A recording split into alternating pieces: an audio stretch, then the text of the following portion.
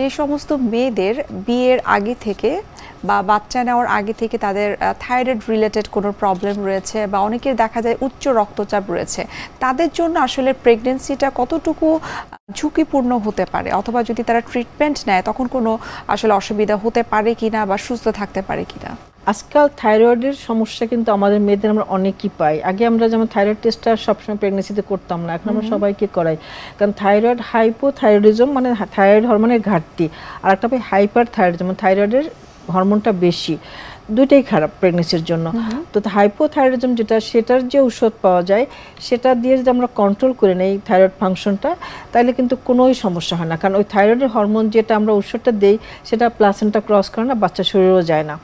আর hyper thyroidism সেটা অবস্থায় pregnancy হলে অনেক ঝুঁকিপূর্ণ। সেই ঔষধে কিছুটা সাইড এফেক্ট থাকে, তারপরেও আমাদের রিস্ক বেনিফিট দেখতে হয়, মা কেমন থাকবে বাচ্চা কেমন থাকবে। সেই জন্য আমরা এন্ডোক্রাইনিস্টের কাছে পাঠাই, বিশেষ করে হাইপার থাইরয়েডিজমটা, এবং ওনারা ওটাকে কন্ট্রোল করে তখন আমরা মানে এন্ডোক্রাইনোলজিস্ট আর অবস্টেট্রিশিয়ানরা মিলিয়ে আমরা এটা চিকিৎসা করি। হাইপারথাইরয়েডিজমের ইনসিডেন্স অবশ্য কম, এটার ইয়েটা কম, কিন্তু হাইপোথাইরয়েডিজম যেটা থাইরয়েডের ঘাটতি যেটা, সেটার ইনসিডেন্স অনেক বেশি। এবং সেটা যদি ফার্স্ট ট্রাইমাস্টার থেকে মায়ের ওইটা থাকে, শরীরে ঘাটতিটা থাকে, তখন কিন্তু বাচ্চার ডেভেলপমেন্টটা ঠিকমতো হবে না, বাচ্চার বৃদ্ধিটা ঠিকমতো হবে না, জন্মগতভাবে বাচ্চা মানসিক প্রতিবন্ধী, শারীরিক প্রতিবন্ধী হবে। তো এটা খুবই ইম্পর্টেন্ট। সেজন্য থাইরয়েড ফাংশনটা মানে ঠিক রাখাটা খুব ইম্পর্টেন্ট। সব মানে এই জন্য আমরা বলবো যারা প্রেগনেন্সি নিতে চায় তাদেরকে কিন্তু আমরা থাইরয়েড টেস্টটা করিয়ে নেই, যে কেমন আছে ওর থাইরয়েড ফাংশনটা, এটা সবসময় নর্মাল থাকতে হয়। এটা একটা। আর যেটা এটার সময় যেমন যদি থাইরয়েড ফাংশন একদম নর্মাল লেভেলে থাকে তাহলে বাচ্চার কোনো সমস্যা হয় না, বা নর্মাল ডেলিভারিও হতে পারে, এতে কোনো সমস্যা হয় না। কিছু কিছু স্ট্রেস সেটা আমরা বুঝে নেই, যার বেশি সমস্যা তাদেরকে আমরা সেভাবে ডিল করি।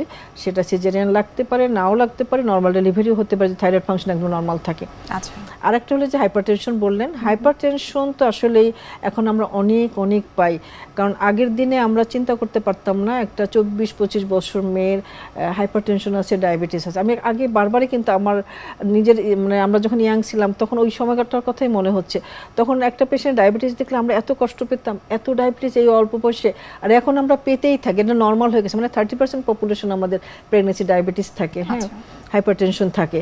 হাইপারটেনশনের থেকে ডায়াবেটিসটা কিন্তু বেশি। এটার কারণটা আমি জানি না, কি আমাদের খাদ্যাভ্যাসের কোনো সমস্যা, আমরা কি ভেজাল খাবার খাচ্ছি, আমাদের প্যানক্রিয়াস কি নষ্ট হচ্ছে। আরো বিস্তারিত জানবো এই সম্পর্কে, তবে তার আগে আমরা একটু দেখে নিচ্ছি আমাদের স্বাস্থ্য প্রতিদিনের নিয়মিত আয়োজন কি খাবেন কেন খাবেন এই সেগমেন্টটি। সুপ্রিয় দর্শক, আপনারা দেখছেন এনটিভি নিয়মিত স্বাস্থ্য বিষয়ক আয়োজন স্বাস্থ্য প্রতিদিন এই অনুষ্ঠানটি। এ পর্যায়ে আমরা দেখে নিচ্ছি বিভিন্ন খাদ্যের পুষ্টি গুণাগুণ নিয়ে আমাদের পুষ্টিবিদের পরামর্শ।